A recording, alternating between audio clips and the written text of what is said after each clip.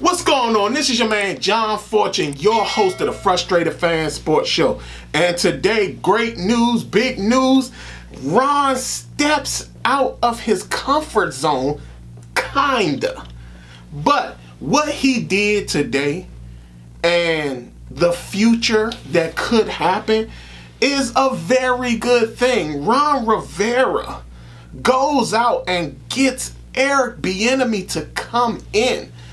Not only that, he makes him the assistant head coach, which is actually pretty bizarre because I could have sworn that Jack Del Rio had that title. Like, I could have sworn he was the assistant head coach because I remember when Ron was out during his cancer treatments and stuff like that, Jack was the head coach. Jack was the interim or something. I could have sworn he was the assistant head coach, but who cares? The fact that we bring in an offensive guy, an offensive mind who can possibly push and not only that, he's going to be working with players that may not be as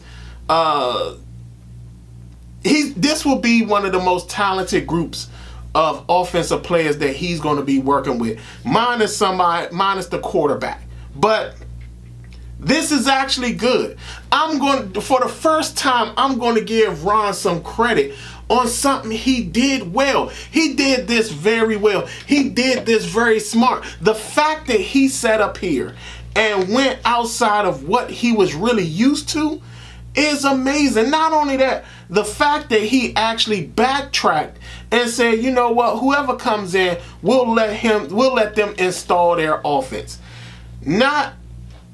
The fact that he did that is a very good testament to Ron actually sitting up there realizing that he's dealing with a group of that he's dealing with a fan base that doesn't care for the politic game. Again, we are a city of this is the city of politics. All of us know when politics are being played. All of us know when politics are being done. But at the same time, if you do them right, then you get your way. And clearly this is doing politics right. You bring in Eric Bieniemy, that makes sense. Now there isn't all this talk about a one-dimensional offense that is just going to score 17 points. Here's another caveat to all this. Sam Howell might actually be the best quarterback for this offense because for some, again, this goes back to my earlier thing about bringing in a guy like Phil Longo. Phil Longo's offense isn't that much off from what Andy Reid's offense is. Now, a lot of y'all are going to say, well, John, how do you get that? Well, if you look at what his offense was when he was at North Carolina and the offense that he had when he was at Ole Miss, even though it had its issues in the red zone, those were very big number offenses. I mean, a lot of people tend to forget how big. Remember that when he was in Ole Miss, he had two top-level wide receivers that both went in the first round of the 2018 draft. It was the 2019 draft. 2019 draft. That's A.J. Brown and DK Metcalf. He had both of them. In that, no, was it 2018? No, I think it was the 2019 draft. Yeah. He had A.J. Brown and DK Metcalf. So understand he does, the fact that Ron brought in an offensive coach whose system can actually benefit a Sam Howell. Now all you got to say is, it's now a thing where you're starting to feel that Ron gets it.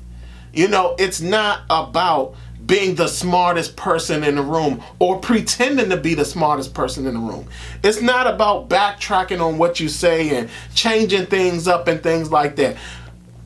This Eric Bieniemy hire is a very good hire. Now, again, he has shown that he understands how to gameplay. Not only that, again, everybody's talking about this whole thing about him not calling plays, but there's so many coaches that's currently head coaches that weren't calling plays. You know what I'm saying? Like, everybody forget Mike McDaniel wasn't really calling plays in San Francisco. Everybody tend to forget that. He wasn't really calling plays in San Francisco. And I mean, hell, Matt Nagy, the first time he was with Kansas City, he wasn't calling the plays either. You know, so there's a lot of offensive people that has been. I think, in fact, I don't even think Doug Peterson was calling plays when he got the job. When he went to, I don't think he was calling offensive plays when he was in Kansas City and he got the job in Philadelphia. And in fact, I don't think even the only guy that I know that probably called plays was Nick Sirianni. I think he called plays. But everybody else, there's a lot of head coaches that did not call plays and they were able to get jobs. But this may be a good thing for Washington. This may actually be a very good thing because, again, it gets Ron away from his comfort zone. I mean, again, he did work with Eric Bieniemy on Andy Reid's staff back when they were in Philadelphia together. But again, it gets him, it moves him away from what he's used to with going after the Commanders. You know what I'm saying? Like, the fact that he's gone away from that, this is a very good sign for Ron. And at this point right now, it's time for Ron to lean on the people who might actually be smarter than him, who might actually understand football better than him. It's time for him to sit up there and actually really take the back seat and not sit up there and make it a point of trying his best to outthink everybody or say things that he wants people to hear. So again, like I said, Eric Bieniemy is the new offensive coordinator in Washington. I'm excited about it because I do feel that this offense will fit Sam Howell very well. Now we got to talk about the backup quarterback. And as bad as it might be to lose Taylor Heinicke, we might have to go in a different direction. And we're talking about we might have to go after guys who's run in this particular offense. I mean, you're talking about, you can't go after Gardner Minshew because he's going to want a starting job. You know, but again, he comes from being in that Andy Reid style of system, even though Sirianni's system was a little bit more run heavy, but still he comes from that offense. I'm trying to think. I think the guy's name, I can't think of his name, but the backup in Jacksonville. You know, again, that's Doug Peterson. Nick Foles is under contract, so it can't be him. So, we're talking about we're more than likely going to have to look for a guy who's been in that Philadelphia style offense before, that, you know, if Sam Howell does, that can come in and help Sam Howell. Chad Henne's already set up there and retired. He retired after the Super Bowl, so you can't bring him in. Unless you wanted to somehow convince him to be a quarterback's coach or something like that. But again, like I said, very good hire. Ron stepping outside his boundaries. I'm excited about it. I'm happy for him. Now, when it comes to the draft, I now know what they need to do to be better on offense. It's going to have to be an offensive lineman. Again, depending upon who falls there, because again, if the top cornerback falls to Washington, I don't care what nobody say, they got to take him. But again, if the top cornerback is off the board, then yes, go after the offensive lineman. If Paris Johnson falls, go after him.